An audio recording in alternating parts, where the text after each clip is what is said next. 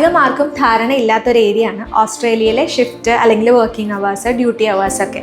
അപ്പോൾ നമുക്കതെങ്ങനെയാണെന്ന് നോക്കാം. സാധാരണ നമ്മളൊരു ഓഫീസ് വർക്കിന് പോകുമ്പോൾ രാവിലെ പോയി വൈകുന്നേരം തിരിച്ചു വരുന്നത് പോലെ തന്നെ ആ ഒരു അവേഴ്സ് തന്നെയാണ് ഓസ്ട്രേലിയയും കൂടുതൽ പ്രൊമോട്ട് ചെയ്യുന്നത്. 9 PM to 7 AM ആണ് നൈറ്റ് ഷിഫ്റ്റ് വരുന്നത്. നൈറ്റ് ഷിഫ്റ്റിൽ മാത്രം ഒരു 2 hours എക്സ്ട്രാ നിൽക്കേണ്ടി വരും. അപ്പോൾ നിങ്ങൾക്കൊരു ഡൗട്ട് ഉണ്ടാവും, ഈ എക്സ്ട്രാ നിൽക്കുന്നതിൽ എന്തെങ്കിലും ബെനിഫിറ്റ് ഉണ്ടോ എന്നുള്ളത്. Hi everyone. ഓസ്ട്രേലിയയിലെ വർക്കിംഗ് അവേഴ്സിനെ കുറിച്ച് പല നഴ്സസും നമ്മളോട് ചോദിക്കാറുണ്ട്.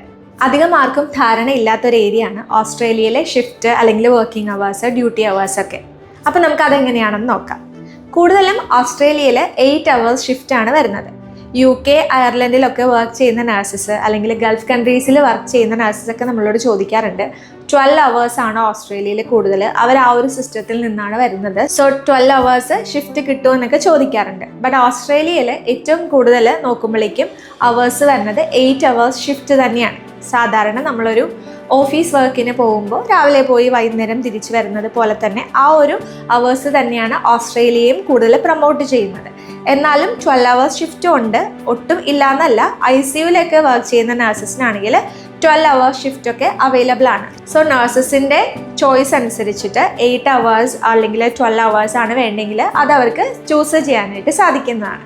നമ്മൾ ഇന്നിവിടെ ഡിസ്കസ് ചെയ്യാൻ പോകുന്നത് സാധാരണ ഓസ്ട്രേലിയയിൽ കണ്ടുവരുന്ന 8 hours ഡ്യൂട്ടിയാണ്. ആ ഒരു കാര്യത്തെക്കുറിച്ചിട്ടാണ് നമ്മൾ ഡിസ്കസ് ചെയ്യാനായിട്ട് പോകുന്നത്. സാധാരണ ഹോസ്പിറ്റൽസിലോ ഏജ്ഡ് കെയറിലോ ഒക്കെ വർക്ക് ചെയ്യുന്ന നഴ്സസിനാണെങ്കിൽ അവർക്ക് 3 ഷിഫ്റ്റാണ് വരുന്നത്. നമ്മുടെ നാട്ടിലും അങ്ങനെ തന്നെയാണ്. Morning duty, evening duty and night shift, ഇങ്ങനെ 3 ഷിഫ്റ്റാണ് വരുന്നത്.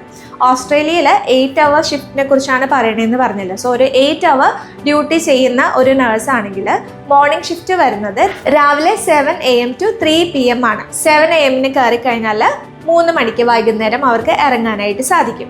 ഇനി ആഫ്റ്റർനൂൺ ഷിഫ്റ്റ് ആണെങ്കിലോ അല്ലെങ്കിൽ ഈവനിങ് ഷിഫ്റ്റ് എങ്ങനെയാണെന്ന് വെച്ചാൽ 1 PM to 9 PM ആണ് ഈവനിങ് ഷിഫ്റ്റ് വരുന്നത്.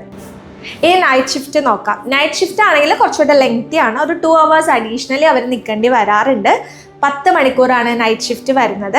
9 PM to 7 AM ആണ് നൈറ്റ് ഷിഫ്റ്റ് വരുന്നത്. നൈറ്റ് ഷിഫ്റ്റിൽ മാത്രം ഒരു 2 hours എക്സ്ട്രാ നിൽക്കേണ്ടി വരും.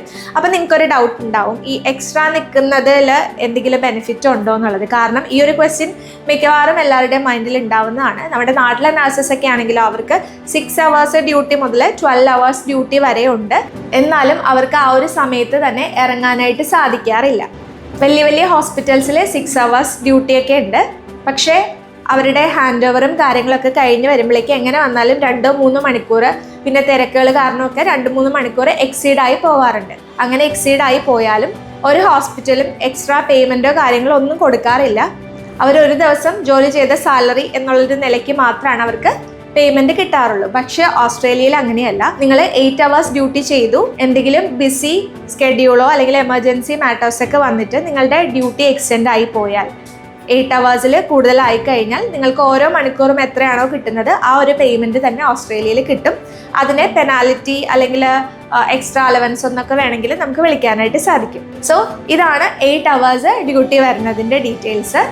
ഹോസ്പിറ്റൽസിലൊക്കെ സാധാരണ 8 hours ആണ് വരിക. പിന്നെ ICU അല്ലെങ്കിൽ ആ ഒരു ഡിപ്പാർട്ട്മെൻറ്റ് അനുസരിച്ചിട്ട് 12 hours ഷിഫ്റ്റും വരാറുണ്ട്.